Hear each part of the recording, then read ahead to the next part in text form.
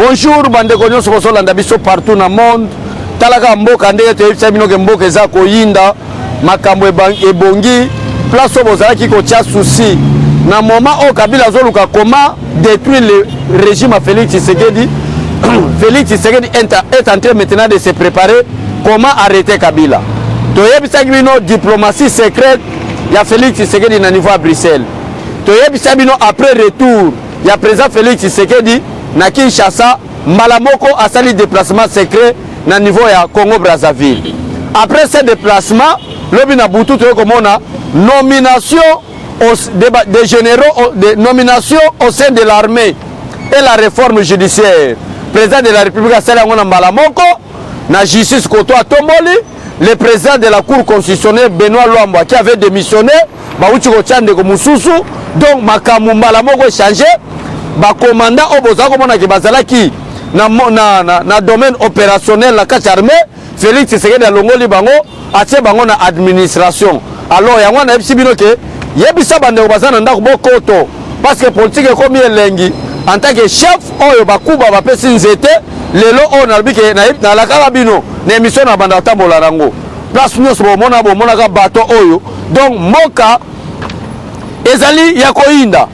Batebele ba yebisi biso balobi ete abe chole mais comment est-ce que le président Félix Tshisekedi a kwa kolongola général John Numbi te parce que général John Numbi a promis qu'il moko ba conseiller chef de l'état que ba kosala coup d'état contre le président de la République et puis ça qui agitation et puis ça qui makelele peuple babana qui kolela comment est-ce que le président de la République a kwa kolongola général Numbi te maintenant lelo oyo bino mo bomoni réforme na kati ya armée Fati a nommé ba vrais généraux. Fati a nommé ba ta confiance nae. Asuki ka na domaine ya ba généraux te, a même aussi na domaine la justice, place au président de la République a élevé ba Moussousou. Donc né ya ngwana za dossier tolito sur la bino na tongo alelo, les nominations au sein de l'armée et la réforme de l'appareil judiciaire par le président Félix Tshisekedi après son retour du voyage na Congo Brazzaville. Qu'est-ce qui s'est passé? Kabila avait un plan diabolique. Kabila a une stratégie moko ya ko nuire régime à président Félix Tshisekedi. Azala ki ko jouer na deux généraux. Na trois généraux na moko akufi. Na kati trois généraux wana azala ki ko jouer. Mutazala ki acteur principal. C'était John Numbi, Tango Fort et Nadelfe Kaimbi au ya renseignement. Et président Félix Tshisekedi connaissait bien plan au Joseph Kabila Zaki nango. Mais un homme sage voit de mal de loin. Président Félix Tshisekedi atali peuple congolais. Atali nakokende na moto te, nakokende malembe. Qu'est-ce qu'il a fait maintenant na kati armée? Service armée, ils ont un service de carrière. Ils ont un service lokola ba politicien te, biso ba nommé na tongo na pokwa ba longolio. Mais service armée, ils ont un service de carrière.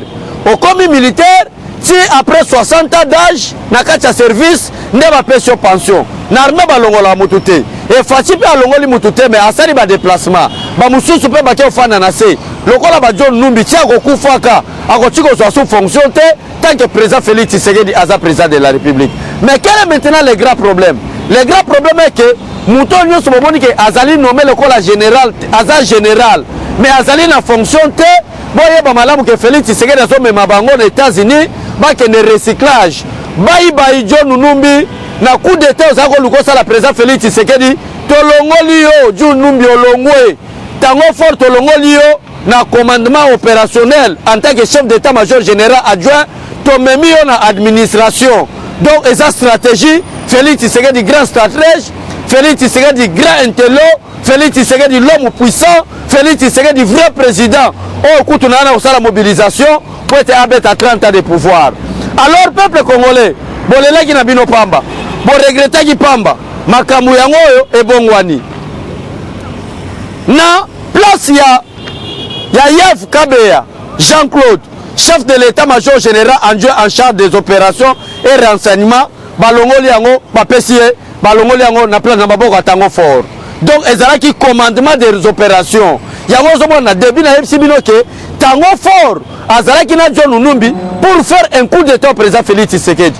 Mais basali ba makamunyo soana ba moni ke ba kokite moment au porter pesami président Félix Tshisekedi yo asali réforme.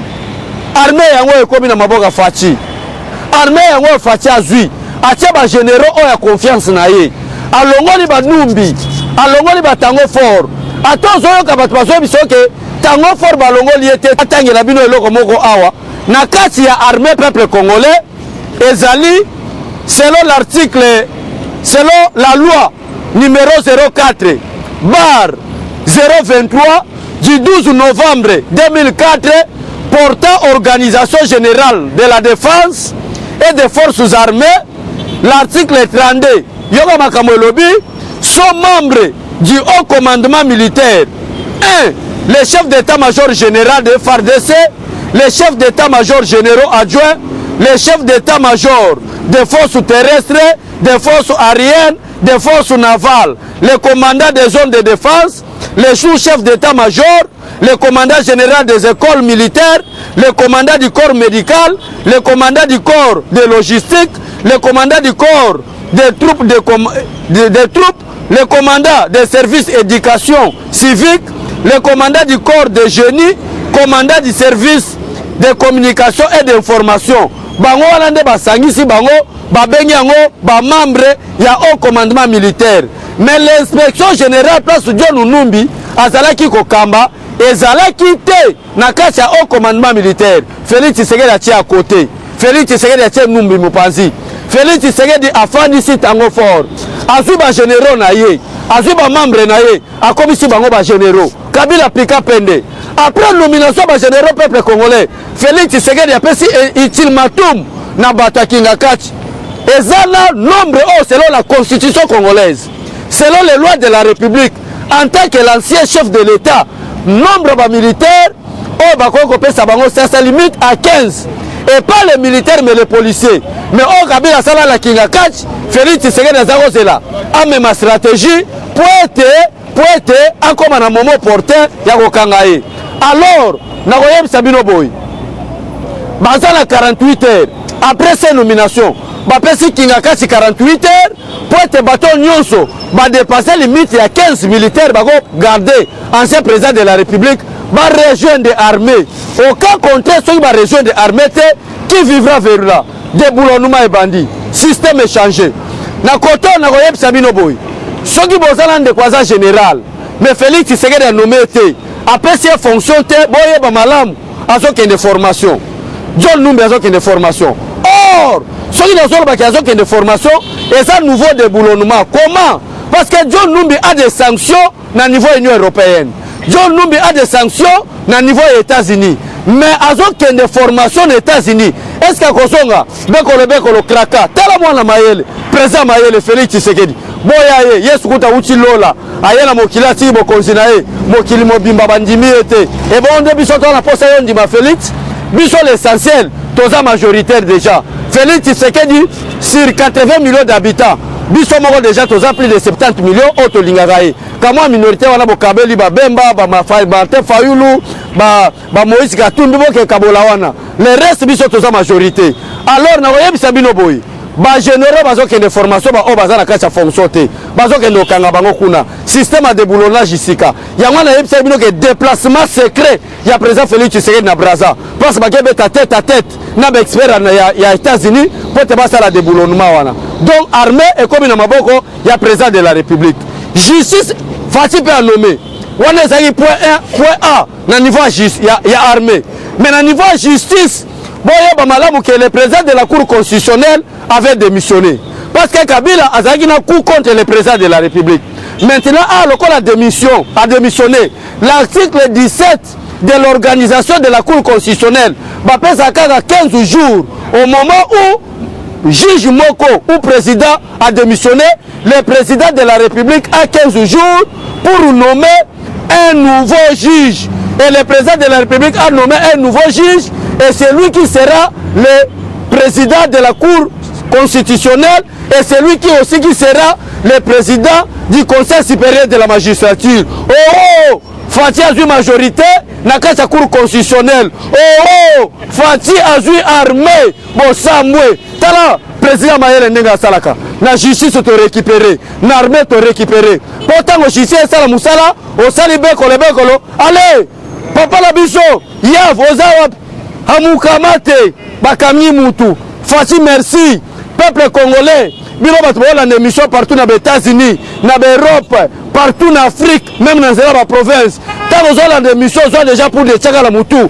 Parce que Fatih maintenant a la majorité au niveau de la Cour constitutionnelle, Fatih maintenant a la confiance des généraux.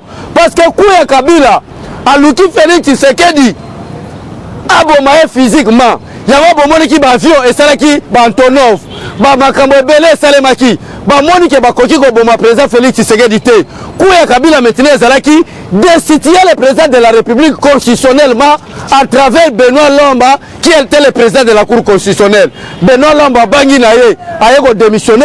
Maintenant le long nazo bisabino papa na biso muta confiance. Il y a président Félix Tshisekedi ndeba nommé nouveau juge na kacha Cour constitutionnelle na kombo ya Dieudonné Kaluba mwana Mbujimai Muluba solo keneno la tribalisme to boyi Fatia Zala Moulouba za Moulouba te tous derrière lui tel que là nasa Moulouba te vrai Mubunda idiofa mais talaga tolela Fati et Fandi balobi non abat le tribalisme abe chole topé so bateau à commandement na kacha bateau à commandement balobi oza Mouja yobi Mouja Moussissa je suis le Moussissa de l'IDPS donc peuple congolais partout dans le monde entier boz à la calme Fati a vu déjà justice Fati a vu déjà armée na minute Kabila komi mbeya akende ba Congo mabe asonga koto mabe qui vivra verra merci la batuno so bolanda la biso merci la bande nyonso ba sepela biso bomoni émission lelo malgré choc na mutu